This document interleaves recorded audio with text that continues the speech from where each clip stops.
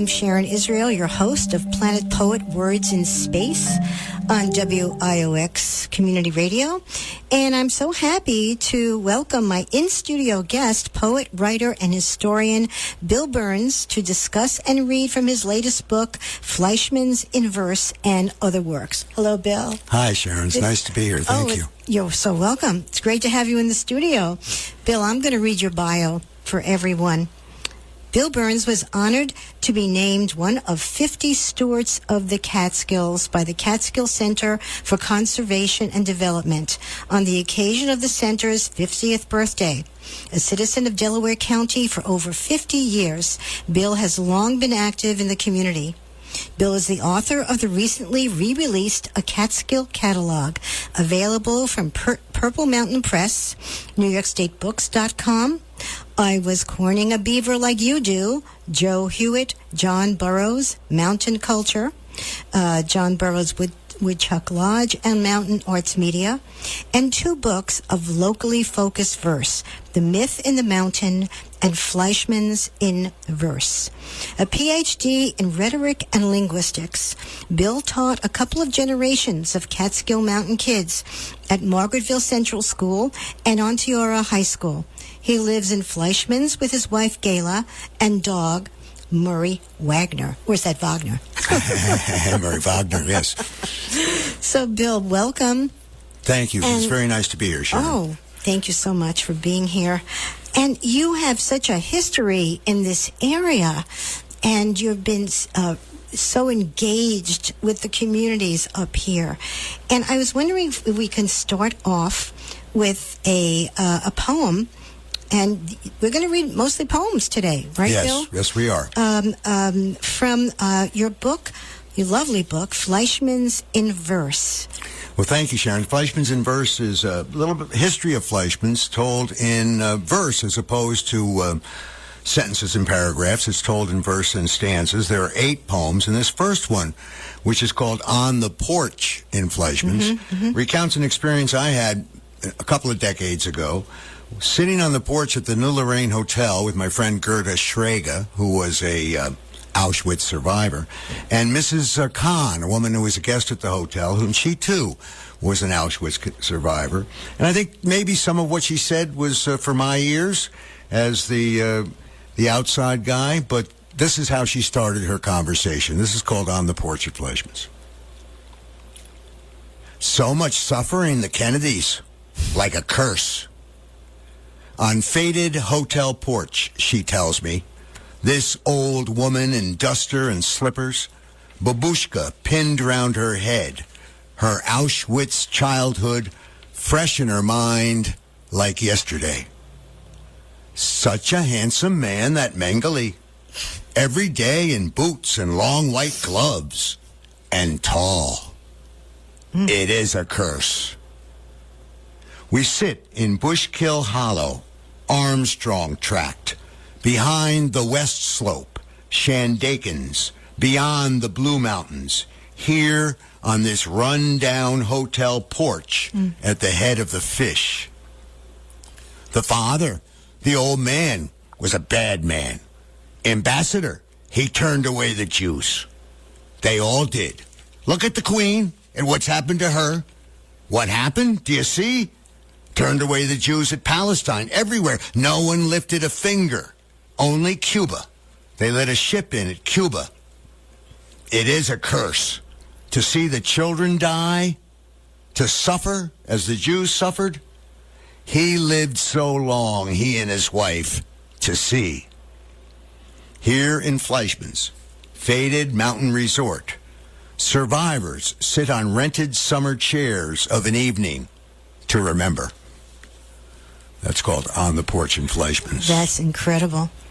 This woman remembers Mengele, but not for his evil, but the way he was tall and handsome. That was so surprising, and that's why I think that perhaps some of it was meant for my ears to say that surprising thing, because Joseph Mengele had been in the news recently at that time. What year was this, Bill?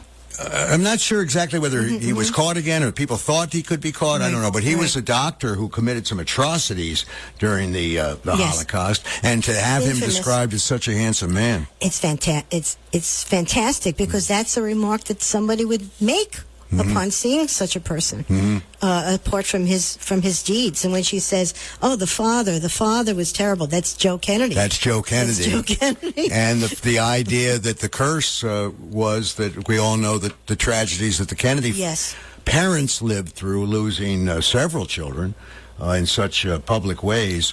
It was a curse, she said. That's incredible. Bill, so this is found language, correct? Say it again. This is found language. I would say, I'm trying in my work in poems. I'm trying to capture the human voice. I'm trying. I think the idea of how we speak and how our speech connects to our breath and to the idea of the line, which is the verse, the line. I like playing with that. Yeah, and this is a poem in blank verse, would you say? It's blank verse because it doesn't rhyme. Exactly. And traditionally, coming out of the 19th century, certainly, poetry was supposed to rhyme. And, many a student in high school just a few decades ago who learned that they could write and they didn't have to rhyme, that was a real freeing thing. It's also free verse in the sense that there's no measured metrical pattern, right? Traditionally in poetry, the rhythm of the speech, the rhythm of the line is patterned, harsh syllable, light syllable, harsh syllable, light syllable, that kind of thing. And rather, I'm trying to work off the idea of what somebody says through the breath that they say it in, You can only talk so much. And this poem has a lot of cadence. A lot of a lot of rhythm, and there's something about that cadence that makes the content of the poem much. It enhances it. It enriches and magnifies it. Thank you. I felt that the cadence of her voice was important, and to me, the mountains don't speak, but there's sort of a rhythm and a cadence to the mountains and to where we live. And I think all of my stuff, to one degree or another, is trying to capture some of that. It's clearly local and meant to be local. Yes. And this is your newest book, correct? It is. And why now? Why Fleischmanns now? It's only coincidental that that this book now is available, as Fleischmanns has been going through a very difficult time, as some of our listeners may be aware, where we had a fundamental disagreement between neighbors as to what the New York State election law allows in terms of who can vote in a particular place. And my reading of the election law, and I've been involved in local politics for 50 years, is that clearly people who are second home dwellers, either owners or renters, who return to that place year after year after year, can register there if they choose to. But that was not clear to others in our community. We went through a lawsuit. The Judge Birns of the Supreme Court, sitting in Delhi, ruled in favor of the defense, those whose registration to vote was being challenged, and found no fraud, which I think is important. And then a five-panel appellate division court in Albany affirmed the fact that these ballots should be counted and that these people could indeed legally vote in the election.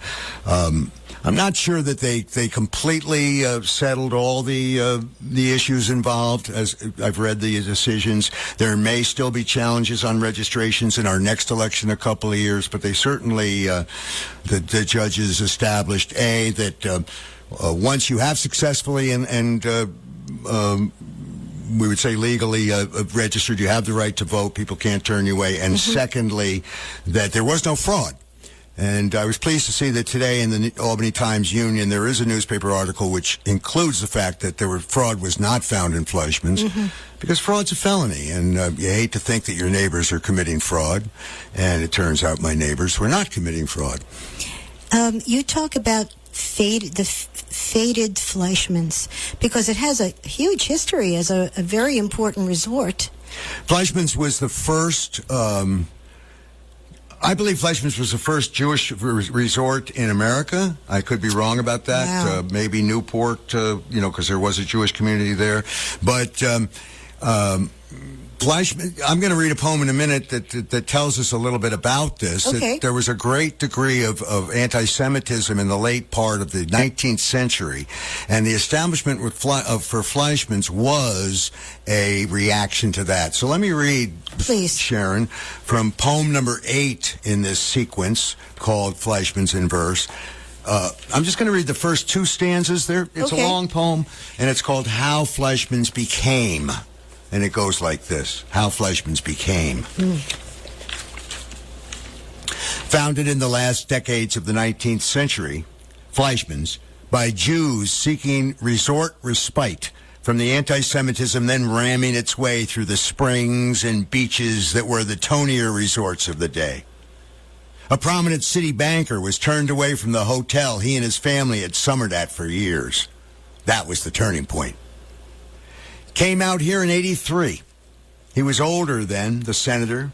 The senator saw river aristocracy parked on East Hill, so he bought a 60-acre rise to the west, put up the big house, called his place Fleischmann Park, and invited friends and family to come.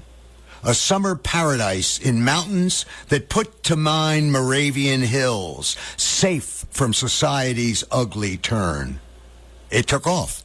People came, cousins and socialites, bankers and merchants built villas along the broad avenue Fleischmanns laid out on the flat below his place, where he put up a grandstand and baseball grounds for his strapping sons to play, and a riding rink and stables for his thoroughbred string. Soon, the locals saw advantage in putting up boarders, working class and clerking Jews who comforted themselves in prosperity's proximity and cool mountain evenings. Farms became summer boarding houses. Soon, summer boarding houses became hotels. Resort. Senator Fleischmanns had made a fortune in the East at the years after the Civil War, brought Viennese pastries to the American Centennial, then light, rising, storable action to home-baked bread, our staple, at the very moment his brother Jews were beginning to be turned away. He was soon the richest man in his city, even in his state, could buy and sell the goyim he much emulated in his eastern saddle-riding clothes on Saturdays in the park. So state senator now, he rode his private car east on the rails until he came to a stop, between stops, in these Blue Mountains, and got off the train to inspect the high hills in Broad Valley and thought, Griffin Corners. Such a name and such a place and such air.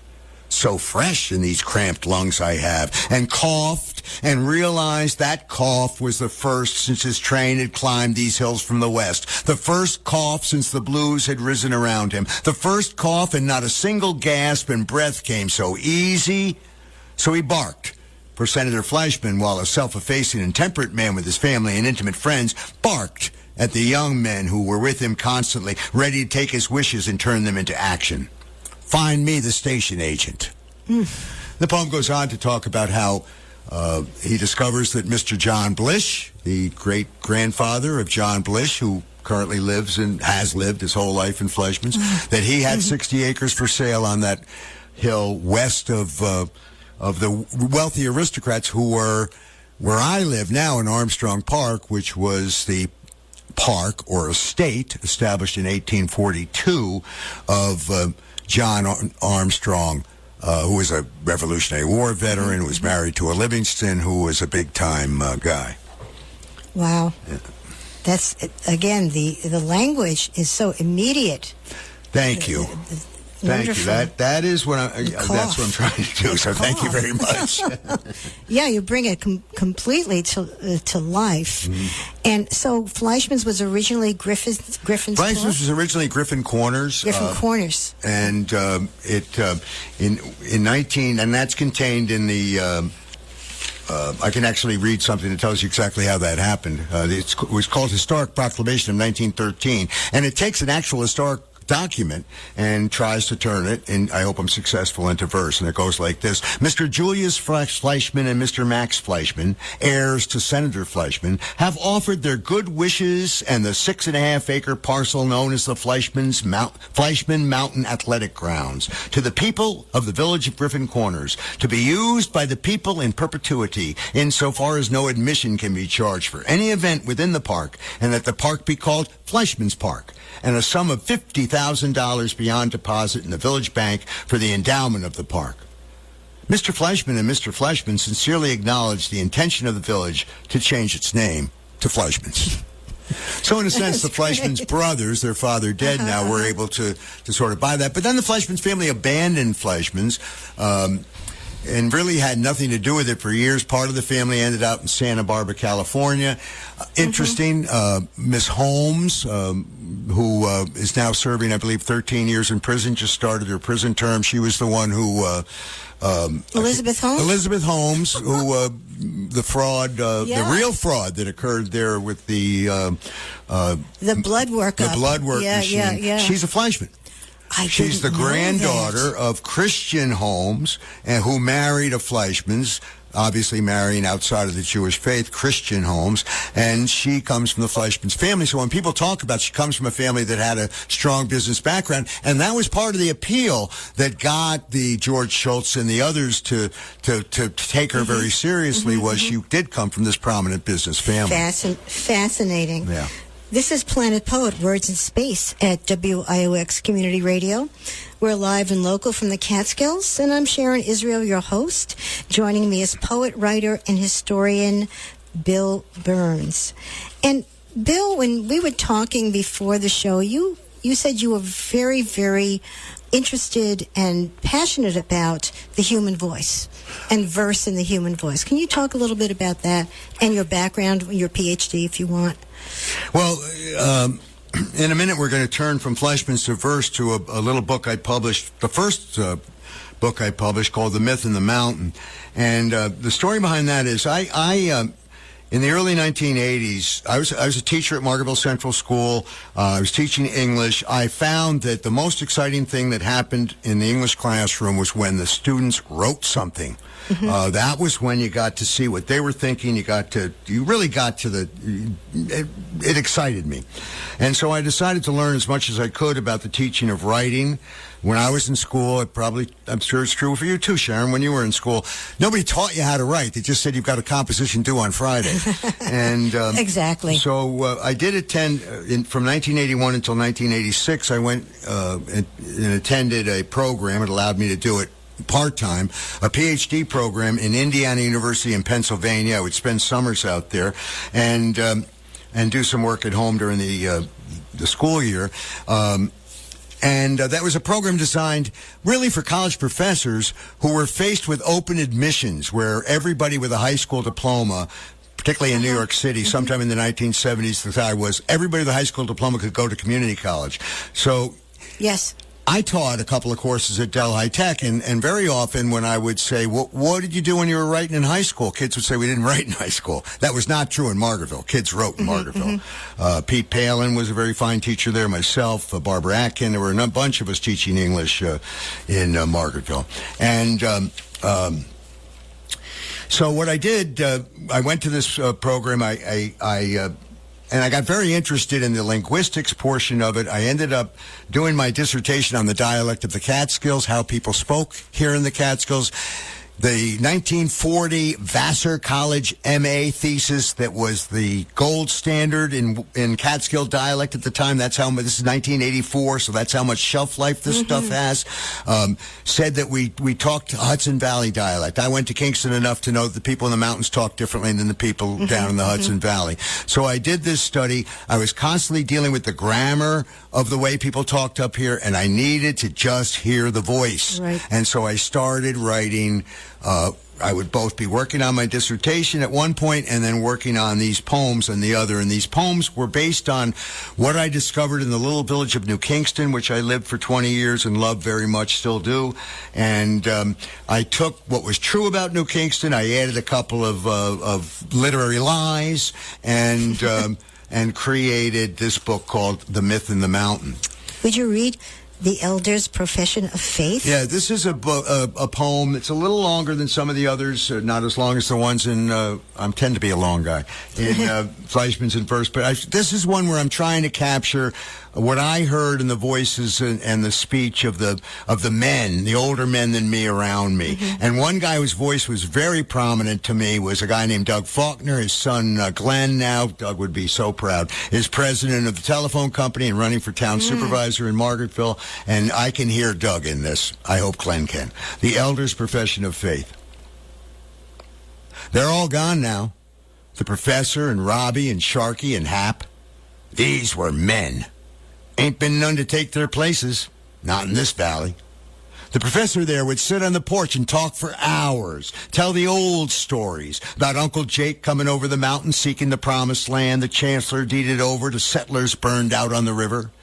50 acres each family. Old Jake, he took several. The old fellas, they're all gone now. Buried up on the hill there, most of them. Old Jake himself is up there. Revolutionary War veteran. Put a flag at his grave each year. Me and Buck and Ken. Made lots of butter in the old days. Women made the butter, lest they was up to stump or something. Janie Dowie's said to have made the best butter in the mountains, right out of this valley. Growed cauliflower, too. Still do out at Ruff's, of course. And sprouts. Robbie used to make crates out of wood right in that shed there, back behind the creamery. Hudson Creamery out of Jersey City, New Jersey. Shipped milk all the way to New York City on the train. In cans. They put the bulk tanks in later. Killed the creameries. Had 2 creameries in the village. Robbie would sell those crates for packing sprouts. Old King DeMunn had a farm above us, one of the pieces Uncle Jake surveyed. They say the devil lives up behind that place. Old King sure thought so. Went up back there one Sunday after dark so the neighbors wouldn't see him boil sap on the Sabbath. While King was tending to the fire making, Satan himself reared up behind him, glowing red and dancing devil-like. King turned and shot that devil. Put 2 nice bullet holes through his sap pan. He'd stood that sap pan against a tree himself, and it was his own fire reflected that glimmer dance. It was a brand new sap pan, too. Folks remembered King bringing it into the valley, proud on his wagon from the train depot over town. Nobody goes up there much anymore. Not since the colored left. Negro family lived up there for a while at the foot of Mount Oliban. They couldn't live nowhere else in the valley. Folks wouldn't have them. Nothing was said much. Country people don't often need say much. But that one colored family lived at the foot of the ridge there. Left pretty soon, though. Didn't like that country. Too wild. It's a shame what good people will do just because others ain't like them. Folks here will say I haven't been happy since Cleveland. I'm not confessing to being that old, though I've seen a lot of history in the valley and heard a lot more. Lots of history in the valley. These kids today, they don't know history. What do you teach them over school? Do they still teach them history?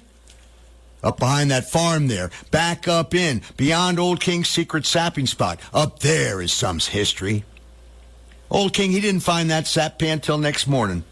Ran home and went to bed thinking he'd shot the devil. Serves him right, hiding something as good as work. I got all the history I need right here in the valley. The voice of Frank Russell, who was born in 1895 and died in 1983 or 4, too. Good friend of mine, obviously much older, and his voice is in there very much, too. He was an old school teacher. Bill, you absolutely channeled that voice. Thank you. You really did. Thank you. And I know you're also so interested in the sense of place, and the sense of place comes from that voice. It's really a tour de force because the cadence of people, I'm a relatively new transplant here, And there's a lilt to the voice Yes. that is not there in the rest of the Hudson Valley. It's a mountain thing. I Yes. don't know why. Yes. So you captured that lilt, but also the space in between what people say. You can hear them thinking. One of the guys mentioned in there is Robbie Robertson. Robbie making the crates.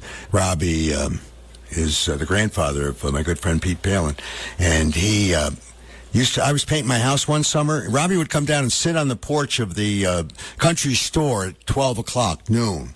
He would sit there for an hour, I believe it was. He would smoke another Lucky Strike every 15 minutes. I would go over and sit next to him when I was painting my house, and I would just sit and wait. Because you didn't ask him, tell me a story, Robbie. No, you ain't getting a story that way. You just sit and wait. Silence is important. It's almost like Native American culture, where Yes. there's a lot of silence. Yes. It's valued. Yes.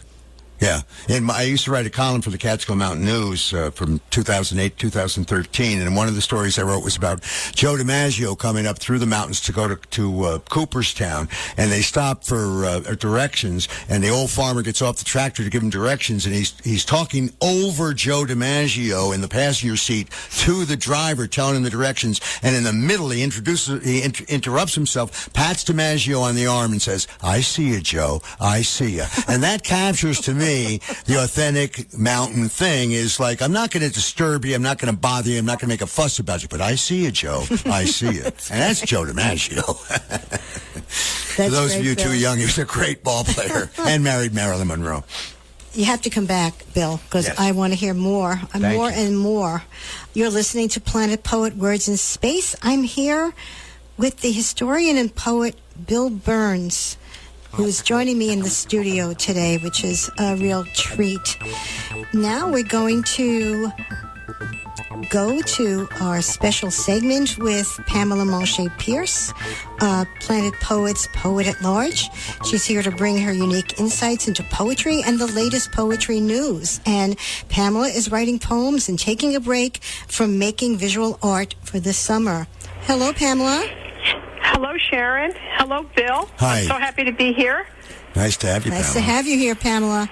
Well, I have to comment before I begin because, Bill, you're really going to be a very tough act to follow. Yes. Because the passion, I'm smiling. I am so thrilled with how passionate you are about your subject and the way that you read your work. I mean, it's very, very refreshing to me in a world where things can be cooled off and dumbed down and very remote. It's just very exciting, and I'm thrilled to be a listener today. Thank you. There are some advantages to living in the mountains too long.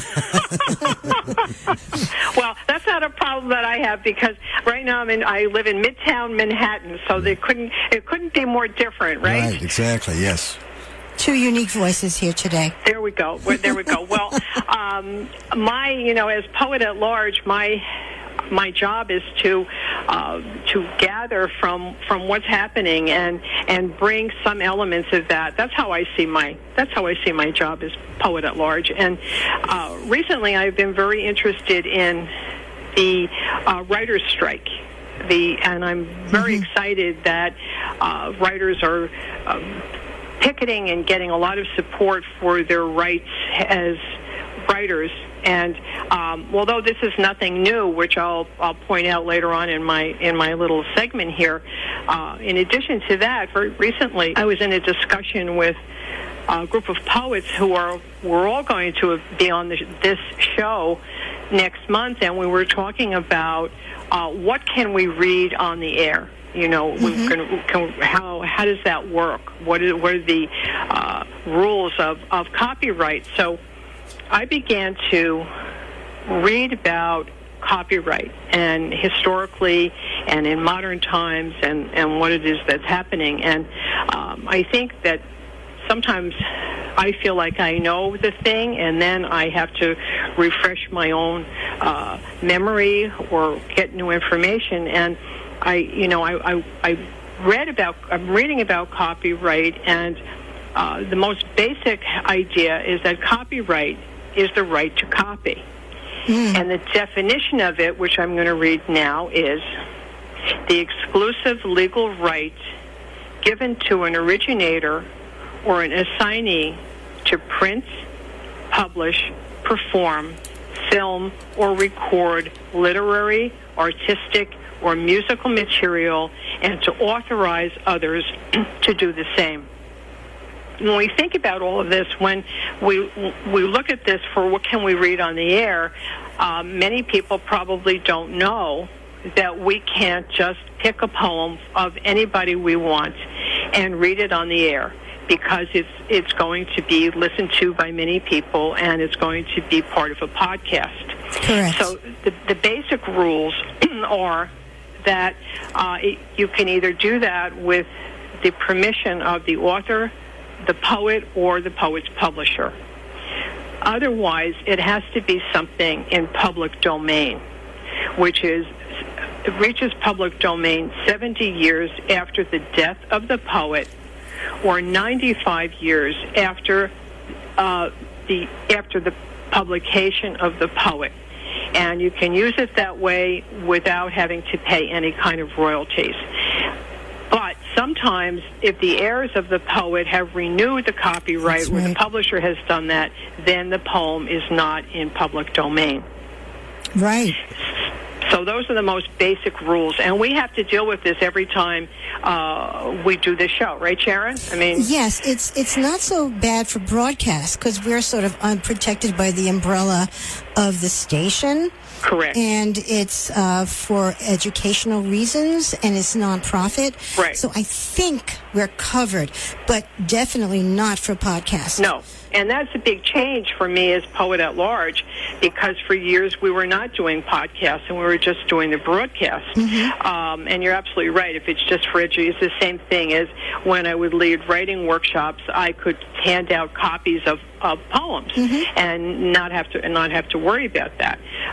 And this is all covered by a wonderful document that the Poetry Foundation and the other group, the Center for Media and Social Impact, put together in 2009, as it began to see so many things opening up for poetry in terms of the online technology and online and Instagram and all of that.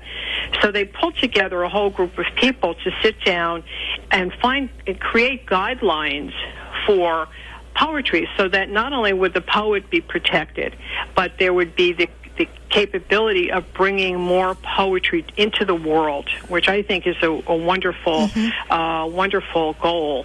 And I don't think about that generally. I think about these things as protecting the poet. But it came up with 7 sets of principles and for common practices. And I'll tell you what the 7 are. Parody and satire. Right, that's the main one. Right. Remixing. Oh. Yeah. Education. That's cool. And then the next one is criticism, comment, and illustration. Mm-hmm. Then epigraphs, poetry online, and literary performance. That's a tricky one. Literary performance is tricky. Literary performance is a real tricky one. Yeah. And this is all... This code of best practices is all available to be read. It's many, many pages.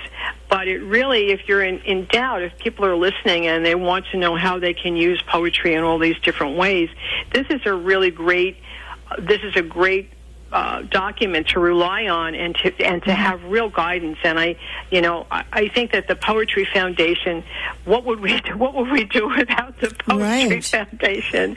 And they have really given this to us. I mean, they talk about appropriation. That's a whole other thing. It's a whole other thing. So they created these 7 areas, and they give us information and guidelines about how we can use our poetry more and bring more poetry to the world, and still have a lot of protection. It's really a brave new world, because with absolutely. the online world, I was just sending out a poem to a journal, and they said you can, most journals now allow you to submit simultaneously because the wait times are so long. But this particular journal said that it's eligible for them if it was online previously in Facebook or whatever. So they're some journals are loosening their standards because it's impossible. It's impossible, and what it reminds me of is my own experience with copyright. I was a reviewer for Playbill Korea a number of years ago, and a couple of years later, for kicks, I looked online and I saw that a new Broadway show was being brought to Korea, and in on the poster, they lifted text from one of my reviews about the show in New York. And then they lifted more material of mine into the description of the show. And that was not a good moment for me. My blood pressure was probably was just unbelievable. But I'm a member of the Authors Guild. And my major reason for being a member of the Authors Guild is because they have a superb legal department that just deals with these things all the time. And as soon as I could, I called them, and one of the nice lawyers got on the phone with me, and he listened, and he said, "Lady, it's the Wild West out there." Oh, wow. He used those words, and it was, and part of what you're saying, Sharon, is that the rules keep changing, and that the law cannot keep up with the technology at this point. So so that's what it is, and that's my own personal experience. So. Yeah, that's really so meaningful, that personal experience. Yes. And now with GPT, it's completely I know. The Wild West. And this particular journal also was emphatic, saying no chat, no AI. Right. So that's a whole other thing. So anyway, but we do have help. We have help from the Poetry Foundation is our home plate, and is really being very helpful about this. So. And what's the name of the document, Pamela? The document is Code of Best Practices in Fair Use for Poetry, and it's the Center for Media and Social Impact. Thank you. And they worked together with a group from came together under the auspices of the Poetry Foundation's Harriet Monroe Poetry Institute for the goal of identifying obstacles preventing poetry from coming fully into new media, and where possible, imagining how to remove or mitigate these obstacles. Thank you. One thing, as long as people get credit for their work, poets really need exposure. That's exactly. Somebody says, "I read this great poem," and reading it on there, what are you going to do? You're going to complain? Right.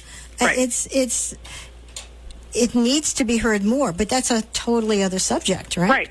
But that is what they're addressing. You see, that's what impressed me, is that it's not only like holding tight to the rights of the poets, so that there's no financial problem, or nobody's plagiarizing them or doing any of that, but it's equal part saying, we want poetry to be out there. We want people to use it in visual art, and then we want it to be remixed, and we want it to be performed, and we want people to be able to give more exposure to the poets.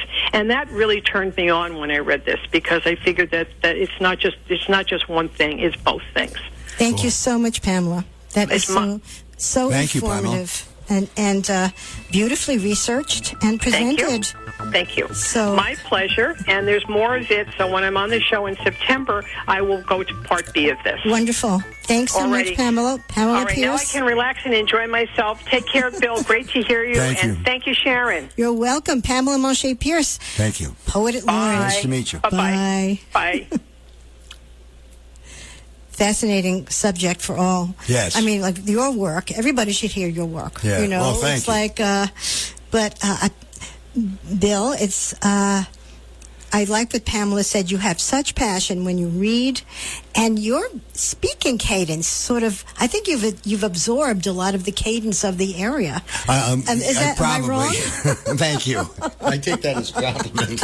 I give it as one. Yeah. And you have written about John Burroughs, the naturalist, and now you are in the process of completing a manuscript. Well, I Was Corning the Beaver Like You Do is a book of, it's a prose book, and it's a book about Joe Hewitt, who some of our listeners will know, a legendary state trooper here, state beekeeper, and the person knows more about nature than anybody else I know. And Joe was born in 1938 on a farm in Roxbury. John Burroughs was born in 1848 on a farm in Roxbury, 1837, excuse me. And 100 years difference, not much had changed, to tell you the truth. So while the book focuses on Joe and his stories and his experience, I do make some connections to the great naturalist John Burroughs, because the thing I love about John Burroughs is that he was 100% thoroughly a local Catskill Mountain, Delaware County guy. Yes. Who caught the literary bug, caught the reading and writing bug, and became a certainly nationally famous, perhaps world famous, essayist and naturalist. When he died, and this is a poem I haven't written yet, but I think is going to be the introductory poem to this next thing I'm going to tell you about, his funeral, or excuse me, his death and the arrangements for his funeral were on the front left-hand corner of the New York Times, page 1. He was amazing. He died in 1921, and he was probably the most well-known celebrity writer of his day, in the sense that he was a naturalist. He's very well known today for his beautiful writing on natural history and on being outdoors. But he was an essayist. And Leslie Sharp, who lives over in Walton, who wrote a beautiful book called The Quarry Fox, a naturalist book. She's wonderful, isn't she? And she is a teacher of the essay, and she says that Burroughs doesn't get enough credit for his contribution to the development of the American essay, and he wrote about lots of other stuff besides nature. His imagery and his specificity. Philosophy. He was probably, I think, one of the greatest explainers of Darwin to people who would be turned off by Darwin because it negated the creation story in Genesis, and he was very good at bringing those sides together. I've been involved with Woodchuck Lodge for many years. I love Woodchuck Lodge. At Woodchuck Lodge, we don't presently have anything that a visitor could buy or be handed that just tells John Burroughs' story. We have some old stuff, but just tells a story. So I wanted to see if I could create something like that.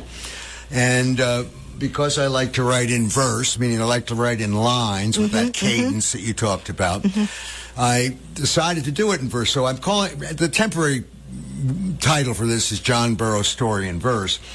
But I started out with a little prose description, or really talking to myself, that this is investigative verse, composed in the manner of Edward Sanders. Now, Ed Sanders, poet and Catskill Mountain neighbor, I've long admired him. He lives down in Woodstock.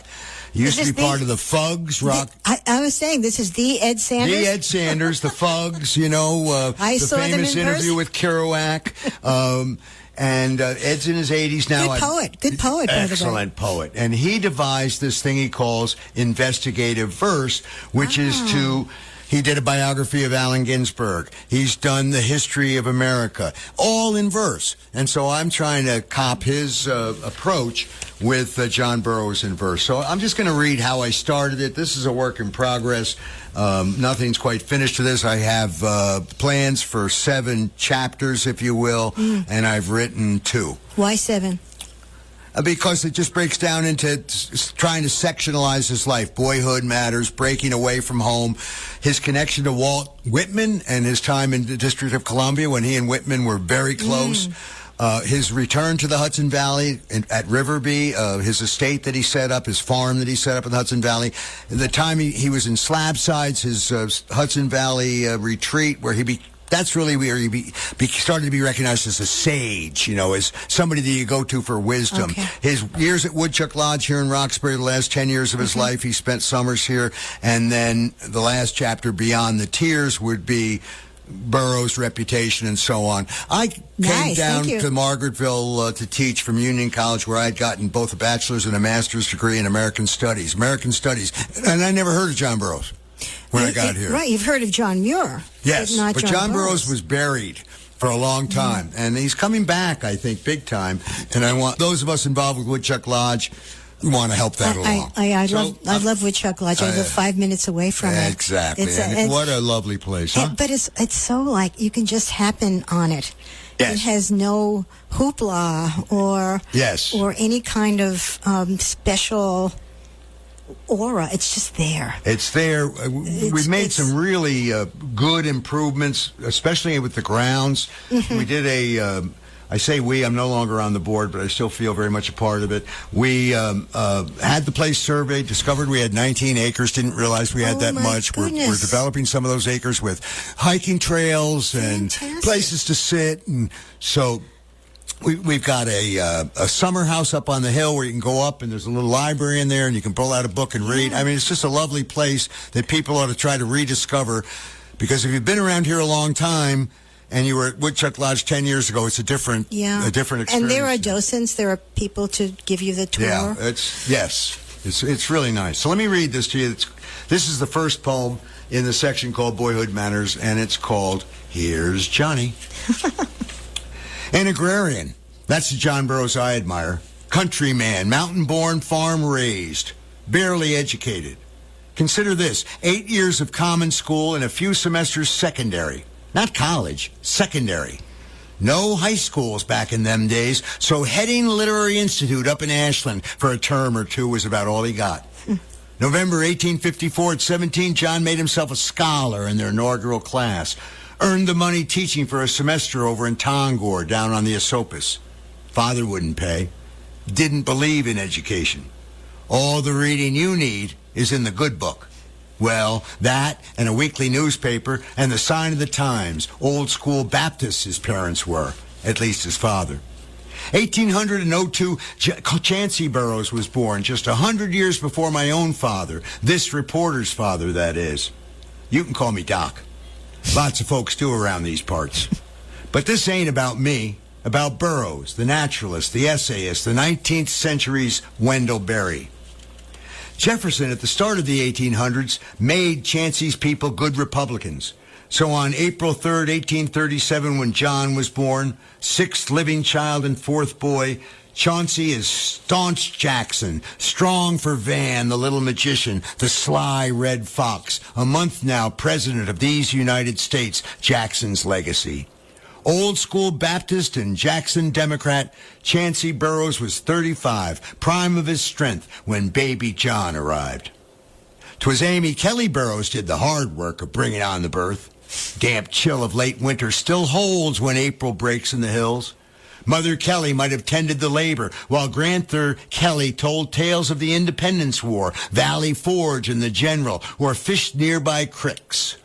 A strong woman, Amy Kelly Burroughs, maker of butter, meal provider, baker and washer and cook, birther of children every 20 months or so. Hiram, Ollie Ann, Curtis, Wilson, dead baby Edmund, Jane, and now John. Betty emerged quick-like at Amy's last blowout push.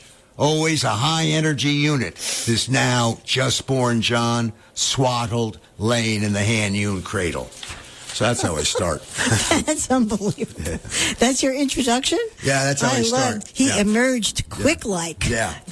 What's interesting to me is there are still Burroughs around. Bobby Burroughs and his sister live in Margaretville. Deb Burroughs, who's Burroughs by marriage, lives in Grand Gorge. There are still Kellys around. Melissa Kelly. Sure. Pacheco teaches second grade in Margaretville. She's a descendant of the Kellys. So the thing I really admire about John Burroughs is he was really no different from his brothers and sisters, his neighbors, in terms of being a country guy, in terms of being a hard worker, all those things. But reading and writing caught him. And when reading and writing catches you, you're caught. That's it. And if it doesn't catch you, you wonder, what's that guy doing? His family's lucky he just wrote about nature. But it really, you give such, I won't call it a patina, but the real essence of what life was like then, and where he was born. Yeah. To whom and when he was born. Yeah. The ordinariness of him and his family, and which brings out that most people are extraordinary in their own ways. Yes. So that's a real homage homage to them. You mentioned something about Wendell Berry. Could you talk about, you said John Burroughs is like Wendell Berry? Okay, yes. Wendell Berry is well into his 80s, if he's not in his 90s now, and he is indeed a farmer. John Burroughs was indeed a farmer. He had on this, he bought, I don't know, maybe it was 9 acres, 19 acres, I forget which, on the Hudson Valley, and he planted grapes. And he became a major producer of grapes on the Boston and New York markets. These were table grapes. This is John Burroughs. This is John Burroughs. Who knows this? Yeah, so well, that's why I'm writing it. Good. We'll get there. But Wendell Berry's a farmer in Kentucky, and he actually is a farmer. He actually runs the farm. But he's also a magnificent writer. He writes, the Library of America has just put out 2 or 3 volumes of his work. I have one, which is the novels. He invented just like William Faulkner invented Yucatawkina County, and the town or city of Jefferson, Mississippi. Berry invented Fort William in northern Kentucky, and he peoples this town with characters. He wrote probably the best book I've ever read. It's called The Memories of Old Jack. It's about the last day in the life of a Kentucky mountain farmer. I gave this book to my good friend Roland Van Benscoten, whom I used to work on his farm in the hayfields. So did my sons. Roland was not particularly a novel reader by any means. But he read this book and he loved it, and he loved it just for the same reason I loved it, is that it actually captured the people in the mountains. And that's what my dissertation was about. What I did was I took the language, the identified way of speaking in the southern part of the Appalachians in West Virginia, and I analyzed those dialects for grammatical features, and then I took that pattern of grammatical features that marked the mountain speech of the southern mountains, and I listened to tape recordings of mountain speakers from the Catskills and found the same patterns. Fascinating. So the idea that, when I got to the Catskills, I had a National Defense student loan that helped me get my college education. You could have that loan reduced by 25% every year you taught, or 10% by every year you taught in a public school, 25% if you taught in a public school that was on the list of poverty-stricken areas. This was that. When Senator Robert Kennedy was in the Senate, he insisted that Delaware County and Broome County were included in the Appalachian Regional Commission that Lyndon Johnson established to fight poverty in the Appalachians. So people forget that we are part of the Appalachians here. We're the northern reach of the Appalachians, and some of the same problems that confront people in the southern Appalachians confront people here. And so that, I think, is an important part of what I'm trying to do. Thank you so much, Bill. This hour flew. Thank you. I cannot wait to hear more of your book. Please come back in 2024. I will. It's been a joy to have you on the show. It was lovely. Thanks. I appreciate it. You've been listening to Planet Poet Words in Space. I'm Sharon Israel, your host, here with Bill Birns, historian and poet. And thank you, Bill, and thank you, Pamela Manché Pearce.